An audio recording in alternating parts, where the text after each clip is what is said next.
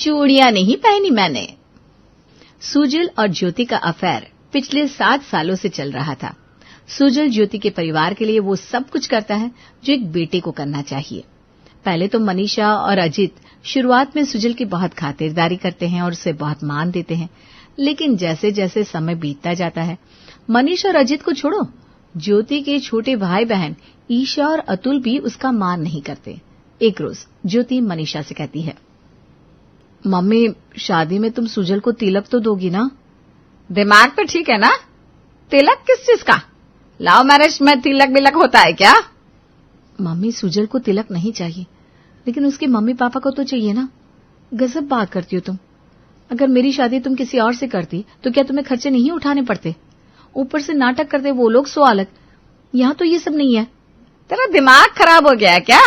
है? तेरी तो लव मैरिज है तो बिना पैसे कहीं हो जाएगी, लेकिन मेरी एक और बेटी है, उसकी शादी में तो पैसे लगेंगे ना। अगर तेरे में ही पैसे लगा देंगे सब, तब तो हम रोड पर आ जाएंगे। ऊपर से आजकल के बेटे की शादी में बेटी से ज्यादा पैसे लगते हैं। तुझे तो तेरे ससुराल से सब कुछ मिल जाएगा, लेकिन ईशा और अतुल को तो मुझे ही कुछ देना होगा। मम्मी, तुम कैसी बात कर रही हो? थोड़ा मुझे देने में तुम्हारा सब खत्म हो जाएगा क्या? मेरी अगर लव मैरिज नहीं होती तो तुम्हें देना पड़ता ना। तब का तब देखते हैं, उसी हिसाब से लड़का देखते हैं हम। इतने में ही सुजल का कॉल ज्योति को आता है। मम्मी ने आज चीले बनाया है, मुझे भी खाना है, दरवाजा खोलो, मैं तुम्हारे घर के बाहर ही खड़ा हूं। रुको, मैं आ रही हूं। ज्योति फोन रखकर मनीषा से कहती है, सुजल आया है, अब तुम उसके सामने कुछ बोलने मत लग जाना। अरे तुम पागल हो क्या? मैं भला क्यों बोलने लगी? इधर ज्योति सुजल को अपने कमरे में बिठाती है, उधर मनीषा अजित से सारी बातें बताती है। अजित का दिमाग गर्म हो जाता है। वो गुस्से में सुजल के पास आकर कहता है, सुजल, तुम हमारे घर मत आया करो, हम अपनी बेटी की शादी कहीं और कर देंगे, बोल देता हूं मैं। तुम उससे दूर रहो, दहेज चाहिए ना। सुजल खून के घूंट पीकर रह जाता है, लेकिन अजित को पलटकर जवाब नहीं देता, वहां से उठकर चला जाता है। अब ज्योति अजित और मनीषा से बहुत लड़ाई करती है। अब मुझे भी इस घर में नहीं रहना, हद होती है हर चीज की। सुजल आप लोगों के लिए क्या नहीं करता, एक बोली पर वो खड़ा रहता है। देखती हूँ कौन सा लड़का इतना करेगा आप लोगों के लिए।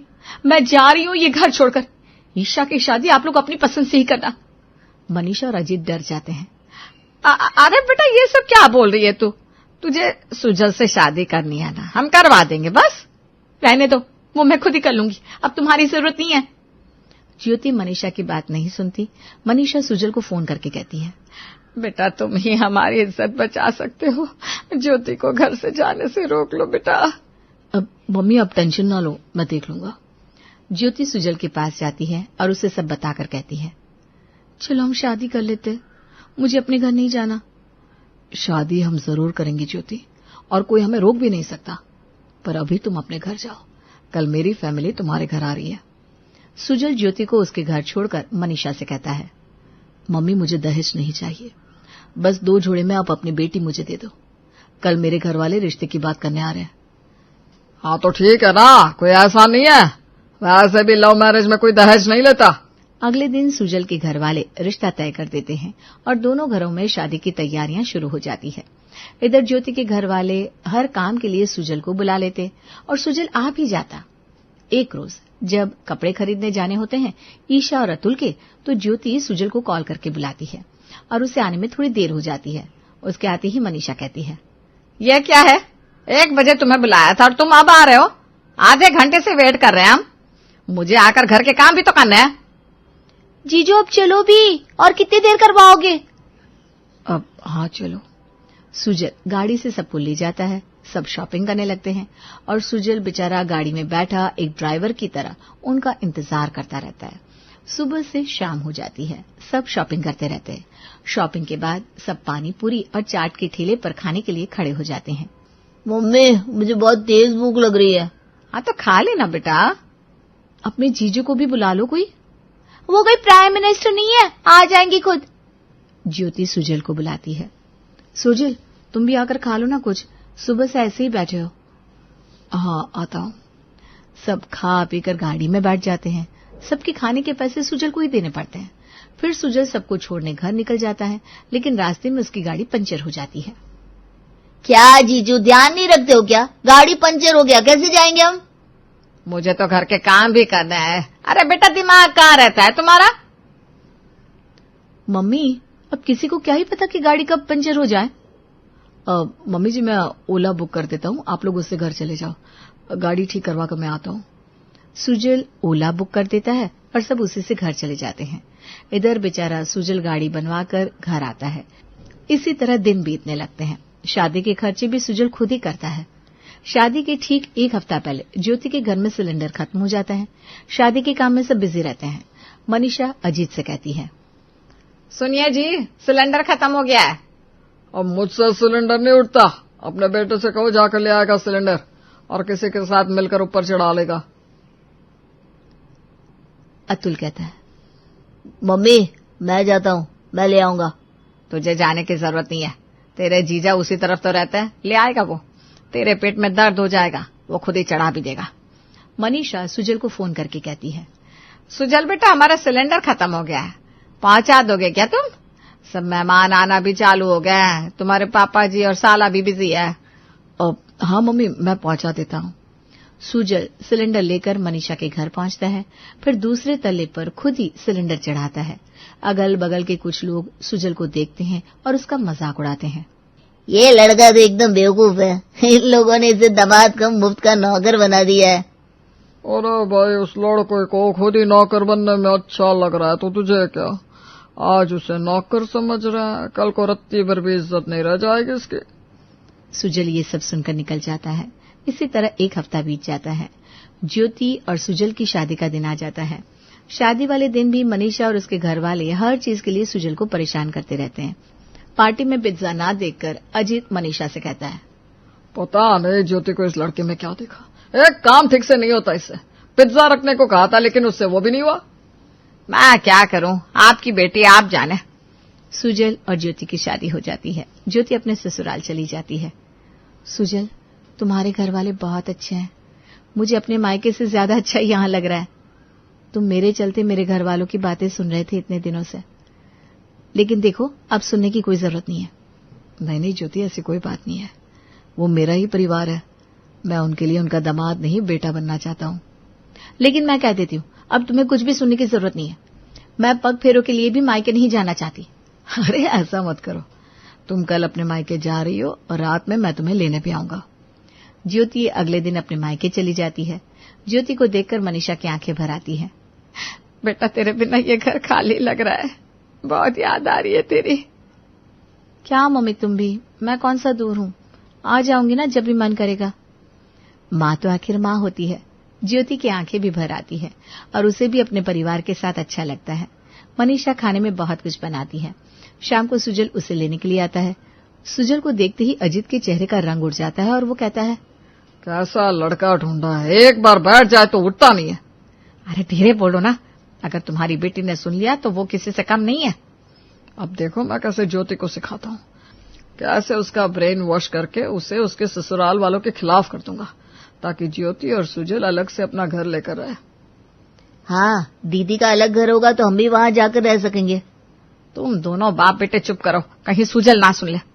सब हॉल में एक साथ बैठ जाते हैं। घर का माहौल बहुत अच्छा था। ईशा सुजल से कहती है, जीजू कहाँ लेकर जा रहे हो दीदी को? मनाली जा रहा हूँ। मनाली? ये क्या है? मुझे तो लगा आप दीदी को आउट ऑफ इंडिया लेकर जाओगे। दीदी वो तुम्हारी फ्रेंड तो मलेशिया गई है ना? क्या जीजू नाक कटवा दी आपने? अरे वहां भी जाएंगे ना किसी और समय, अभी मेरी माँ की तबीयत ठीक नहीं है तो ज्यादा दूर नहीं जा सकते। ज्योति बेटा सुनना तो। अजीत ज्योति को कमरे में बुलाता है। बेटा मैं तेरा बाप हमेशा तेरा भला ही सोचूंगा। अभी ये घूमने की बात में ये अपनी माँ को देख रहा और तुझे नहीं। मायके में तू हम सबसे लड़ती रहती थी, वहां तो तेरा कोई नहीं है। अपने पति को काबू में रखना, वरना वो तेरे हाथ से गया ना तो ससुराल में नौकरानी बन जाएगी तू। ऐसा कुछ भी नहीं है पापा। खा पीकर ज्योति और सुजल वापस जाने लगते हैं। तभी मनीषा कहती है, ईशा जीजू तेरे लिए क्या लेकर आया है, पूछ बेटा। रहने दो मम्मी, क्या ही पूछूं। जीजू दीदी को ही कुछ नहीं दे रहे तो हमें क्या देंगे? चलते हैं। सुजल और ज्योति वापस चले जाते हैं। ज्योति अपने ससुराल में बहुत खुश रहती है। इधर मनीषा तो कभी अजीत फोन कर करके ज्योति को सुजल और उसके परिवार के लिए भड़काते रहते हैं। एक रोज मनीषा ज्योति से कहती है, ज्योति, जितनी जल्दी हो उतनी जल्दी तू अपनी सास से अलग हो जा, वरना वो तुझे जॉइंट फैमिली की चक्की में पीस देगी। दामाद जी तो सीधे हैं बेचारे, उन्हें तो कुछ समझ में ही नहीं आता। हाँ मम्मी, ऐसे भी मुझे शादी के बाद सुजल कहीं घुमाने नहीं ले गया। बस एक बार हम गए, वो भी इंडिया में ही। वही तो, तेरे भले के लिए तो बोल रही हूँ। ज्योति के मन में अब मनीषा की बातें घूमने लगती हैं। वो उसी रात सुजल से कहती है, सुजल मुझे घूमने चलना है और तुम्हें मुझे लेकर जाना ही होगा। अरे जाएंगे ना, लेकिन बस कुछ दिन रुक जाओ। नहीं, मुझे कल ही जाना है। अरे अभी मैं नहीं जा सकता, तुम गजब कर रही हो। मुझे मेरा काम भी तो देखना होता है, कमाऊंगा नहीं तो खाएंगे क्या। अच्छा, मुझे मत समझाओ, मैं जा रही हूँ अपनी माँ के घर। ज्योति अपने मायके चली जाती है। सुजल ज्योति को मनाने उसके घर जाता है तो मनीषा कहती है, आप क्यों आए हो मेरी बेटी को रुलाने? हैं? एक से एक रिश्ते उसके लिए आ रहे थे, लेकिन उस गधी ने तुम्हारे साथ शादी कर ली। पहले तुम हमारे घर को तोड़ने में लगे थे ताकि मेरी बेटी को अपनी जाल में फंसा लो और अपने माँ बाप का काम करवाते रहो। तुम्हारे कारण हमारी इज्जत क्या ही रह गई। सब सुनाते अलग है कि हमने दूसरी जात में शादी कर दी अपनी बेटी की। मुझे ज्योति से बात करनी है। नहीं, अभी वो कोई बात नहीं करेगी तुमसे। सुजल ज्योति के कमरे में जाता है और उसे प्यार से समझाता है। ज्योति उसकी बात समझ जाती है और दोनों अपने घर वापस लौट जाते हैं। अगले दिन Isha out of station exam देने के लिए ज्योति को फोन करती है। दीदी मेरा एग्जाम है, क्या जीजू मुझे कोलकाता ले जाएंगे? कब जाना है तुझे? इसी फ्राइडे को। ठीक है, मैं बोलती हूँ ना। इतने में सुजल वहां आकर कहता है, ज्योति, शुक्रवार को दोनों स्टाफ ने छुट्टी ले ली है, मुझे पूरे दिन ड्यूटी देना पड़ेगा दुकान में। अरे लेकिन ईशा का एग्जाम है, तुम उसे नहीं ले जाओगे क्या? अरे कैसे जाऊं बताओ। ईशा फोन पर सुन लेती है और ज्योति से कहती है, देख लिया दीदी, कौन सा मेरा एग्जाम रोज रोज रहता है, ये सब बहाने हैं। जीजू की बहन होती ना तो वो खुद उसे ले जाते, ऐसे ही हम नहीं कहते कि तुम्हें भी संभल कर रहना होगा। तो रुक, मैं बात कर रही हूं ना। ज्योति को गुस्सा आ जाता है। एक दिन दुकान बंद रहेगी तो अकाल नहीं पड़ जाएगा। ईशा का एग्जाम है, देखो तुम्हें जाना ही होगा उसे लेकर एग्जाम दिलवाने। अरे तो मैंने मना कब किया, तुमने बताया ही नहीं मुझे। मैं ड्राइवर को भेज दूंगा, तुम साथ में चली जाना। नहीं, तुम्हें ही जाना होगा। अच्छा बाबा, मैं चला जाऊंगा। सुजल ईशा को एग्जाम दिलवा कर आ जाता है। एग्जाम अच्छा नहीं जाता। ईशा घर आकर मनीषा से कहती है, मम्मी मुझे जाने की इतनी टेंशन थी, मेरा एग्जाम अच्छा ही नहीं गया। ऊपर से जीजू ने पूरे रास्ते कुछ खाने या पीने को भी नहीं पूछा। अब मैं कभी उनके साथ नहीं जाऊंगी। वही ना, अपने अपने होते हैं। ज्योति ने तुरंत अपने पति को भेजने के लिए हाँ कह दिया। उस बेचारी की गलती क्या है? वो तेरा जी जाइए ऐसा है, बोलने में कुछ नहीं पड़ा। मनीषा ज्योति को फोन करके सब कहती है। ज्योति सुजल से कहती है, सुजल, अगर तुम्हें एग्जाम नहीं दिलवाना था तो बोल देते। अब तुम्हारे कारण उस बेचारी का एग्जाम खराब हो गया, इससे तो अच्छा जाते ही नहीं तुम। अरे तो इसमें मैंने क्या किया? तुमने कहा एग्जाम दिलवा कर लाओ तो चला गया ना मैं। तुम उससे खाने के लिए पूछ नहीं सकते थे क्या? ईशा को वॉमिटिंग हो रही थी तो क्या बोलता मैं। ये कोई बात नहीं हुई, अब मैं तुमसे कभी कुछ करने को कहूंगी नहीं। ज्योति बिना किसी कारण के सुजल को सुना देती है। मनीषा और अजित के सिखाने से ज्योति के घर में कलेश शुरू हो जाता है। यहाँ दिन बीतने लगते हैं। एक रोज ज्योति की सास उमा उससे कहती है, बहू अब बच्चा कर ले, वरना बाद में ना दिक्कत होती है। नहीं मम्मी जी, अभी कोई बच्चा नहीं करना, अभी मैं अपनी जिंदगी तो जी लूं। देख बहू, मुझे कुछ हो जाए इससे पहले अपने पोते या पोती का मुंह तो देख लो। ठीक है, देखती हूँ मैं। ज्योति मनीषा से ये बात करती है। हाँ बेटा, बच्चा कर ले, सही वक्त में कर लेगी तो दिक्कत नहीं होगी तुझे। ठीक है माँ, तो मैं भी अब प्लानिंग करती हूँ। ज्योति रात को सुजल से कहती है, थोड़े दिन के लिए हम दोनों कहीं बाहर चलें क्या, ताकि एक दूसरे के साथ वक्त बिता सके। अब मुझे एक बच्चा चाहिए। हाँ, एक मम्मा मेहमान तो मुझे भी चाहिए। गोवा चले? हाँ। ज्योति और सुजल घूमने के लिए निकल जाते हैं। 15 दिन साथ में बिताने के बाद वो दोनों वापस आते हैं। ज्योति बहुत कोशिश के बाद भी माँ नहीं बन पाती। क्या दिक्कत है जो मैं माँ नहीं बन पा रही हूँ? मम्मी के साथ डॉक्टर के पास हुआ हूँ क्या? ज्योति मनीषा को कॉल करती है। मम्मी, मुझे डॉक्टर से चेक करवाना है, तुम तैयार रहना, शाम को हम चलेंगे। तेरा दिमाग तो ठीक है ना, कहीं नहीं जाना तुम्हें। तो घर आ, बताती हूँ मैं तुझे। ठीक है, तो मैं शाम को ही आती हूँ। ज्योति अपने मायके जाती है और उसकी माँ उससे कहती है, पागल है क्या तू? दिमाग ठीक है तेरा? तेरे में कोई गड़बड़ी नहीं है, दमाजी में ही प्रॉब्लम है। तू मेरी बेटी है, तेरे में कोई दिक्कत नहीं है, तो तू क्यों दिखाने जाएगी डॉक्टर को? सुजल को बोल, वो अपना इलाज करवाए। क्या बोले जा रही हूँ मम्मी? हाँ मेरी बेटी, लड़के में ही कमी होती है और वो लड़की पर डाल देते हैं। तेरी सास तो यही कहेगी तेरे में कमी है। दमाजी को डॉक्टर के पास लेकर चल। ठीक है मम्मी। ज्योति फोन करके सुजल को अपने मायके बुलाती है। सुजल हड़बड़ी में आता है और कहता है, ज्योति क्या बात है, तुमने मुझे इतना हड़बड़ा के क्यों बुलाया? देखो मुझे डॉक्टर के पास जाना है, तुम्हारा और मेरा चेकअप करवाना है। मेरा क्यों? मैं तो बिल्कुल ठीक हूँ। तो मैं क्यों करवाऊं? तुम्हें भी चलना होगा। हाँ तो मैं चलूंगा ना, लेकिन कोई टेस्ट नहीं करवाऊंगा। इतनी सी बात पर अजित भड़क जाता है। मेरी बेटी को लड़के की कमी नहीं थी, तुमसे शादी क्यों की उसने मुझे समझ में नहीं आ रहा। तुमसे अच्छे कितने रिश्ते आ रहे थे, बाप नहीं बन सकते हो तुम, और यहाँ शेखी दिखा रहे हो। यहाँ लोग मेरी बेटी को ताना देते हैं कि वो मां नहीं बन सकती, और तुम्हें सुनने में मजा आता। दुख तो मेरी बेटी को होता है ना। ज्योति, आज जो तुम झेल रही हो उसका जिम्मेदार तेरा पति है और तुम्हारी सास। जब देखो कहती रहती है बच्चा कर लो, बच्चा कर लो। तुम्हें बच्चे इस आदमी के कारण नहीं हो रहे। काश मेरे बच्चे उस वक्त तुम इस आदमी की बातों में नहीं आई होती। चलो ज्योति, जांच करवा लेते। ज्योति और सुजल जांच करवाने जाते हैं। सुजल ज्योति को उसके मायके छोड़कर वापस अपने घर चला आता है और किसी से कुछ नहीं कहता। इधर अजित और मनीषा ज्योति से कहते हैं, देख लेना तेरे पति में ही दिक्कत निकलेगी। तभी तो वो जाने से मना कर रहा था। मम्मी वो तो कल पता चल ही जाना है। अगले दिन सुजल रिपोर्ट लेकर ज्योति के पास जाता है। रिपोर्ट देकर ज्योति रोने लगती है। सुजल मुझे माफ कर दो, मैंने तुम्हें इस तरह से टॉर्चर किया। नहीं ज्योति कोई बात नहीं। तभी अजित और मनीषा भी वहां आते हैं। ये सब इसका किया कराया है, रिपोर्ट बदल दिया होगा इसने। मेरी बेटी में कमी निकालता है, मन तो कर रहा है कि इसे धक्के मारकर यहां से बाहर निकाल दूं। ज्योति अब तू नहीं जाएगी इसके साथ। सुजल जो आज तक कभी कुछ नहीं बोला था, आज बोल पड़ता है।